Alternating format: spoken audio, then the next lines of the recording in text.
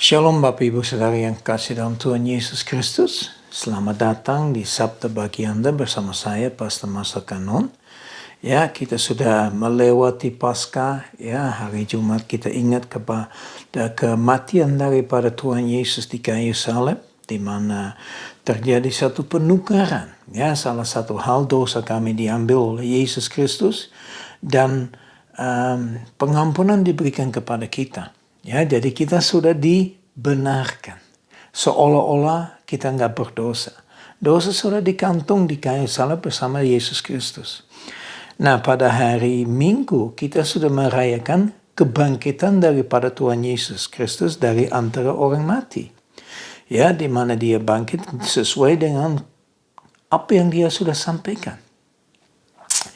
Ingat dalam perjalanan dia dengan murid-muridnya, berapa kali dia sampaikan kepada mereka bahwa dia harus ditangkap, ya, dia harus dimaki-maki, dia harus mati di kayu salib, tapi pada hari yang ketiga dia bangkit.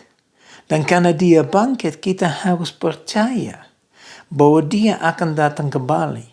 Kalau dia nggak bangkit, ya, kehidupan selesai. Tapi ini nggak selesai. Masih ada sesuatu yang terjadi, yaitu kedatangan Tuhan Yesus untuk kedua kalinya. Ya, di mana dia datang sebagai penghakim. Ya, dia menghakimi kita semua. Nah, dalam minggu ini saya ingin berbicara tentang beberapa ayat emas di dalam Mazmur 119. Ya, ada banyak sekali ayat, yaitu berapa? Banyak. Anda tahu berapa banyak ayat yang ada di dalam Mazmur? 176. Wow, banyak amat ya. Ya, kadang-kadang kita nggak bisa baca semua dalam satu saatnya. Ya, mungkin kita harus bagi dalam 2-3 hari. Tetapi kalau kita mau mengerti lebih dalam lagi apa yang dicantumkan, ya kita harus membutuhkan waktu untuk lebih jelas dan mengerti. Dan banyak hal di dalam Mazmur 119 bicara tentang firman Tuhan, tentang kepentingan daripada firman Tuhan. Mari kita membaca ayat yang pertama hari ini.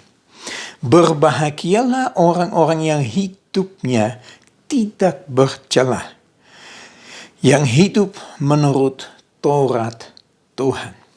Apa maksud sih? Kalau kita baca ini, berbahagialah orang-orang yang hidupnya tidak bercela, yang hidup menurut Taurat Tuhan. Kita bisa menemukan satu kesimpulan, yaitu bahwa kalau kita sungguh-sungguh menghidupi kehidupan kita menurut Taurat Tuhan. Nah, Taurat Tuhan itu lebih tepat kepada kelima buku yang awal, yaitu Kejadian sampai dengan Ulangan. Ya, 5 buku itu bicara tentang Pentatur, ya, yang dipegang oleh orang Yahudi juga. Nah, disitulah kita menemukan Taurat Tuhan. Kita menemukan ketetapan-ketetapannya Tuhan. Kita menemukan perintahnya Tuhan. Ya, jadi kalau kita sungguh-sungguh menghidupi kehidupan kita sesuai dengan yang dicantumkan di dalam firman Tuhan itu, dikatakan kita akan berbahagia. Ya, kita tidak akan hidup dalam celah. Banyak orang hari ini hidup dalam celah. Kenapa? Mereka tidak masuk, tidak merenungkan, tidak menyelidiki, tidak mengaplikasikan firman Tuhan. Hari-hari ini dengan handphone ada yang nama aplikasi. Begitu kita download aplikasi dalam handphone kita, kita bisa pakai aplikasi ini ya untuk apa saja. Ada banyak sekali, ribuan, mungkin ratusan ribuan aplikasi di dunia ini.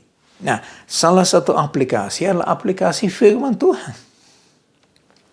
Tetapi kalau hanya pasang di dalam HP, ya, itu nggak cukup.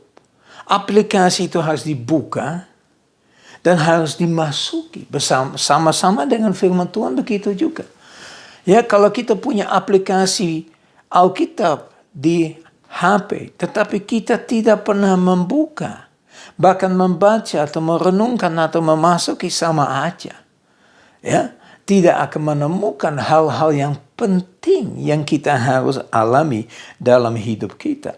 Ya, ayat yang kedua berkata begini, berbahagialah orang-orang yang memegang peringatan-peringatannya, yang mencari Dia dengan segenap hati. Sekali lagi kita lihat, ya, berbahagialah mereka yang mencari Tuhan dengan segenap hati. Ya, mereka akan memegang peringatan-peringatannya daripada Tuhan. Nah, bagaimana kita bisa tahu peringatan-peringatan Tuhan? Yaitu dicantumkan di dalam kebenaran firman Tuhan. Jujur ngomong Bapak Ibu Saudara yang kekasih dalam Tuhan Yesus Kristus, saya semakin sadar hari-hari ini betapa pentingnya firman Tuhan. Dulu saya baca firman, renungkan, tetapi dengan apa yang saya lakukan di belakangan ini jauh berbeda dengan yang dahulu. Ya, dan saya percaya itu semua terjadi karena Tuhan memberikan satu dorongan kepada saya untuk benar-benar memasuki dirinya, mempelengkapi dirinya dengan firman Tuhan. Berapa sering saya sampaikan, ya, dengan satu pertanyaan, seberapa penting firman Tuhan itu? Apakah itu benar-benar menjadi pelita, menjadi terang dalam kehidupan Anda? Apakah firman Tuhan memang benar-benar menjadi otoritas tertinggi atas kehidupan Anda? Karena kita terus terang menemukan dalam Mazmur 19 ayat 1 dan 2. Ya, dengan jelas berkata, berbahagialah orang yang hidupnya tidak bercela. Gimana? Tapi karena hidup menurut Torah Tuhan.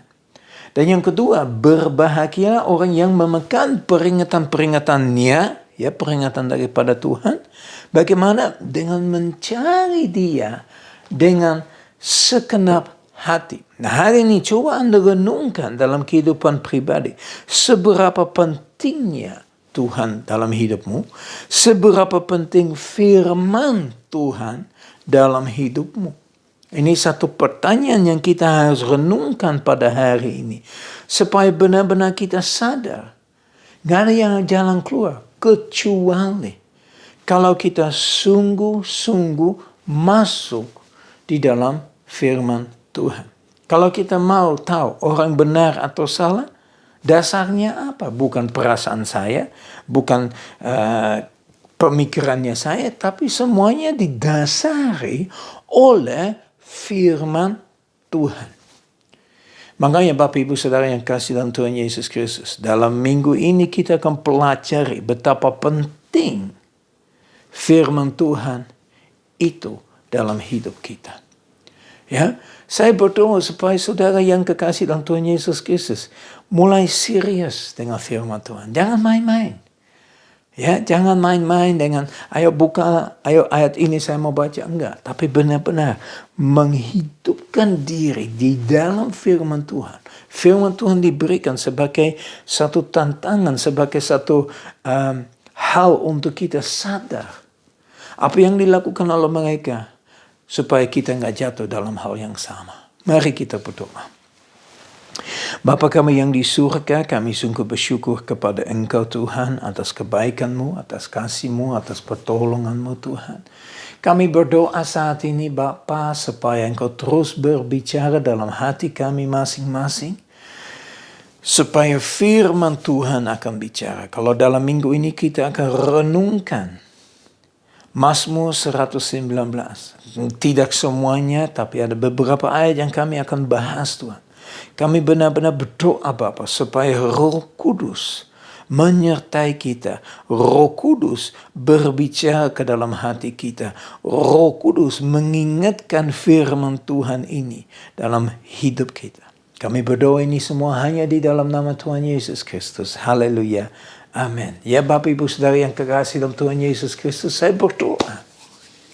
Ya, seperti tadi saya berdoa supaya firman itu benar masuk di dalam seluruh aspek kehidupan kita. Saya berdoa supaya berkat dari Allah Bapa kami yang di surga, kasih yang sempurna di dalam Yesus Kristus, persekutuan yang manis dengan Roh Kudus, menyertai kita semua mulai saat ini sampai Maranatha Tuhan Yesus datang kembali, bahkan sampai selama-lamanya. Yang percaya berkata sama-sama, amin. Ya, Tuhan Yesus memberkati. Sampai ketemu besok, kita terus belajar tentang Mazmur 119. Shalom. Sampai jumpa.